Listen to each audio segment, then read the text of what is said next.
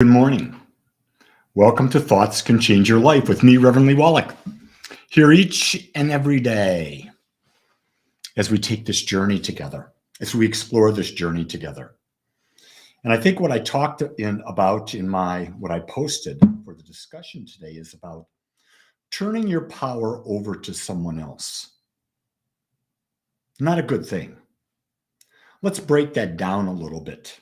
Why shouldn't you turn your power over to someone else? Well, you were born unique. You were born perfect as you are. You were born with a mind to think. You were born with a sense of uniqueness about you that no one else on the planet can know what's right for you. Only you know. You came into this body and you're in this body to have the greatest, most fullest experience of life that you possibly can, and no one else has. When we turn over our power to someone else, what we're saying is, first off, we're not good enough. We're belittling our self-worth. And we're not trusting that we have the wisdom within us to move forward.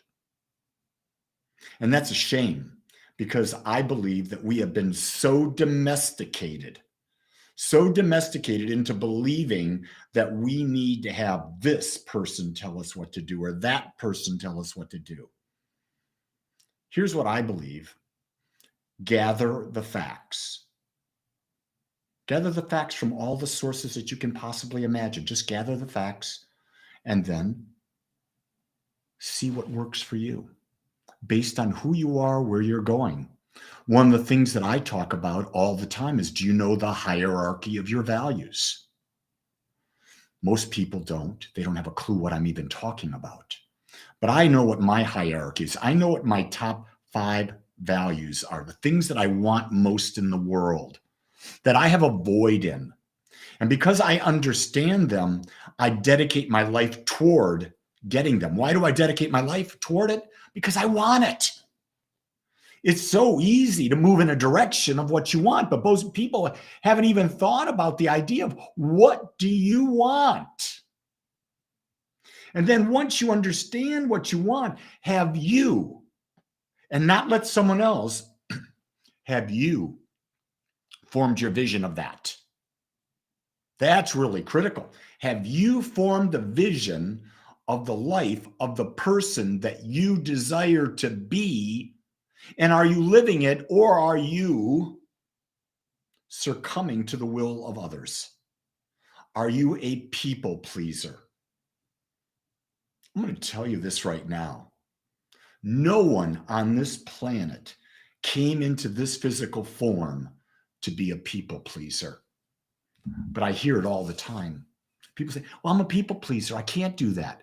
Oh, wait a second. You were just brainwashed, conditioned, domesticated into believing it's the right thing to do to be a people pleaser. Here's another great illusion that we bought into, that we must sacrifice. What the hell is that about? Can anyone tell me? If this is an infinite, abundant universe, why should anyone have to sacrifice? There's more than enough for everyone, but we've also bought into the illusion that we must compete. I want you to know that in this thing of teaching and ministry that I do, I'm not competing with anyone. Here's what I know. I'm offering a unique gift of the way I see the world through my perception. So when I offer that gift as a teacher, the right students will be there. I'm not taking students away from anybody else. And if people go to someone else, I don't view that as if I'm competing. No, people go where there's a vibrational match. There's no competition. But we bought into it hook, line, and sinker. Sacrifice for your children. I was told that. And I used to think, well, I sacrificed going higher up the corporate ladder because of my kids, my sons. No, I didn't. I made a very conscious choice that at the time of raising my children, when they were in the house, that they were one of my top 3 values. And that value was higher than rising up the corporate ladder. So in reality, I made a very conscious choice based on what I valued. Today, now that they're grown up, they're not in my top 5, 6, 7, 8. Why? They're grown adults. My job is done. Do I enjoy my children, my sons? Most definitely. Do I enjoy my granddaughter? Yes. But they're not my responsibility anymore. I did my job. I raised them. I gave them everything I could. Now their life is theirs. I taught them to think for themselves, and God bless, they do think for themselves. They don't agree with me on a lot of things that I think they should. If they'd only listen to me, they wouldn't go through this stuff, but they say, no, you're wrong, you're wrong, you're wrong. It's part of the process. I really don't care whether they think I'm right or wrong. I do what's right for me. I make decisions that are right for me. I don't care what anyone else thinks. I'll listen. I'll analyze. But then people will tell you, well, wait a second. You need to consider this. You need to, and what people are trying to do is they're trying to get you to buy into. They want to convince you. And most people will not stop until they've convinced you. I just stopped the conversation cold. We're not going to agree. And you know what? It's okay. You're meant to be an individual and unique. I'm meant to be an individual unique. If you want to have a relationship with me, honor that. Honor that I'm unique, and I will honor that you're unique. And in that frequency, we can like each other and we can get along. But if you're going to continually try to change me to be different than I am, I'm not going to want to spend a lot of time with you. It's that simple. Sounds like, oh my God, Joanna, am I sacrificing myself for anyone? Hell no. I got too much of that sacrifice BS when I was a Catholic and going into the seminary. Sacrifice your life for God. Please God. If there's an infinite power and presence, which I believe there is, it doesn't give a crap what you do because you're a part of it. It gave you complete freedom. This idea of heaven and hell, what a myth. It's a myth to control us so that they have power over us. You have an infinite mind that is so powerful. Isn't it time we start to use it? I don't know. Hey, I'm not getting any questions. I'm not getting any points to talk about. What's going on with you folks? Are you just listening? Am I so mesmerizing today? I think not. I just amuse myself. My wife says to me, you know, you could be in a room talking to yourself and you'll tell a joke to yourself and you'll think it's funny and you'll laugh and you don't care if anyone else thinks it's funny. I said, you're right. I'm not doing jokes for anyone else. I'm doing them for me. Joanna says, oh, Joanna doesn't waste any time. This woman says, let's cut out all the beginning stuff, all the nonsense. How can I become more aware? That's the journey of life.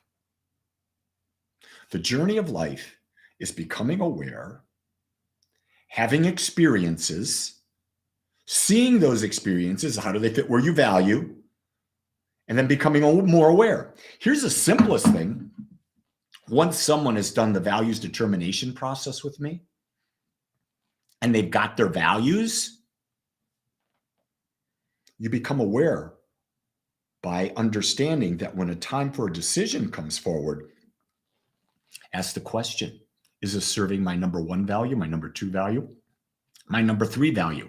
So you're not just blindly acting on a past pattern, because that's what most people are doing. Most people are acting on past patterns rather than consciously looking and say, well, what's most important to me? And this decision, how does that fit in with that? Does it even impact what's most important? If it doesn't impact me, why am I even thinking about it?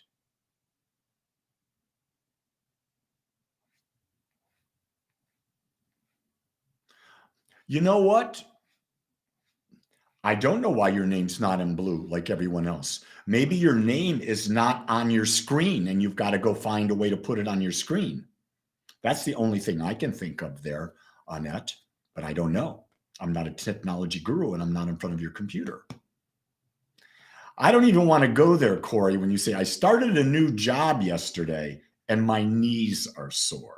Do you know how many directions I can take that? Now, see, my sense of humor just found that extremely funny. Someone out there saying, oh, he's disgusting. Well, that's okay. I am disgusting based on your perception. So what do we want to talk about? What do we want to talk about?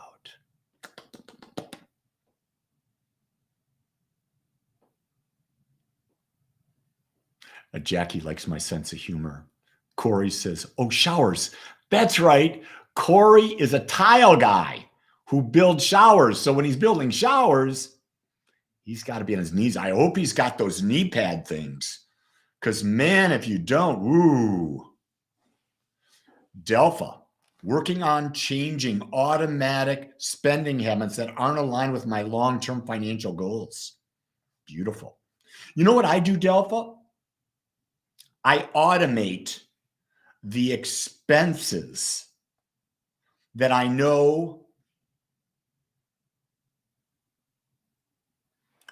I must pay, that I've chosen to must pay. I automate them. Then everything else that's not automated, that's on that list, now I have to consider, does this support my values? Does this support my long-term goals? That's one of the things, so that if it's not automated, I know that it's not in alignment with what I've chosen. Therefore, I have to make a conscious decision. Do I spend that money? Do I spend that money? Yeah. Well, you're a quiet group today, and that's okay, because my time's up. So I'm going to say to you, as you start today, look at the habit you might have that you might be turning your power over to someone else, and ask the question, why am I doing this? Why am I not trusting myself? Why am I not turning into the infinite wisdom within me? And realize no matter how old you are, you can begin right now. Everything begins right now. So I want you to know, I love you and I accept you like you are. Go create your best day ever. Until tomorrow, aloha.